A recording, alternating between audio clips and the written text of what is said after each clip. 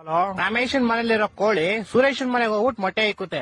ಇವಾಗ ಮೊಟ್ಟೆ ಯಾರ್ದು ಅಂತ ಹೇಳಪ್ಪ. ಮೊಟ್ಟೆ ಈಗ ಸುರೇಶನ್ದೆ, ಯಾಕಂದ್ರೆ ಕೋಳಿ ಸುರೇಶನ್ ಮನೇಲಿ ಬಂದಿರ್ತಲ್ಲ, ಯಾರ ಮನೇಲಿ ಬಂದ್ ಮೊಟ್ಟೆ ಇಡುತ್ತೋ ಅವ್ರದೇ ಮೊಟ್ಟೆ.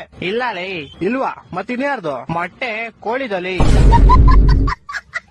ಈಗ ಒಂದ್ ಆನೆ ಈಜಾಡಕ್ ಕೆರೆ ಒಳಗ್ ಹೋಗುತ್ತೆ, ಆಚೆ ಹೆಂಗ್ ಬರುತ್ತೆ? ಹೆಂಗ್ ಬರುತ್ತೆ? ಹೆಂಗ್ ಹೋಗಿರುತ್ತೋ ಹಂಗೆ ವಾಪಸ್ ಬರುತ್ತೆ. ಇಲ್ಲ ಲೇ, ಮತ್ತೆ ಯಾವ ಆಗ್ಬಿಟ್ಟು ಆಚೆ ಬರುತ್ತಲೇ? ಹೊಟ್ಟೆ ಎಷ್ಟು ಉರ್ಸ್ತಾವ್ರೋ ಆ ಭಗವತ್ನ ನೋಡಿದ್ರೆ.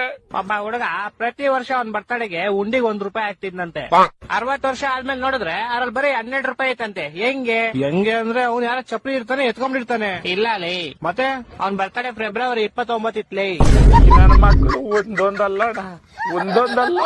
ಓಕೆ, ಲಾಸ್ಟ್ ಅಂಡ್ ಫೈನಲ್ ಕೇಳ್ಕೊಂಬಿಡು. ಹೇಳು. ಒಬ್ಬ ಹುಡುಗಂಗೆ ಹೆವಿ ಶುಗರ್ ಇರುತ್ತೆ, ಡಾಕ್ಟರ್ ಅವ್ನ್ಗೆ ಸ್ವೀಟ್ ಬಿಟ್ಬಿಡು ಅಂತ ಹೇಳ್ತಾರೆ. ಅವನು ಲೈಫ್ ಪೂರ್ತಿ ಸ್ವೀಟ್ ತಿನ್ನಲ್ಲ. ಯಾಕೆ ಹೇಳು? ಇದಕ್ಕೂ ಯಾವ್ದೋ ಉಲ್ಟಾ ಸೀದಾ ಆನ್ಸರ್ ಇರುತ್ತೆ ಪಕ್ಕ. ಯಾಕಂದ್ರೆ ಅವ್ನ್ಗೆ ನಾನು ಹೇಳ್ತೀನಿ ಕೇಳು. ಹೇಳು. ಯಾಕಂದ್ರೆ ಆವಾಗ್ಲೇ ಹೇಳದ್ನಲ್ಲ, ಅವ್ನಿಗೆ ಶುಗರ್ ಇರುತ್ತೆ, ಡಾಕ್ಟರ್ ಇರ್ತಾರೆ, ಅದಕ್ಕೆ.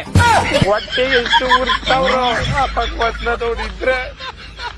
ನಾಶ ಮಾಡ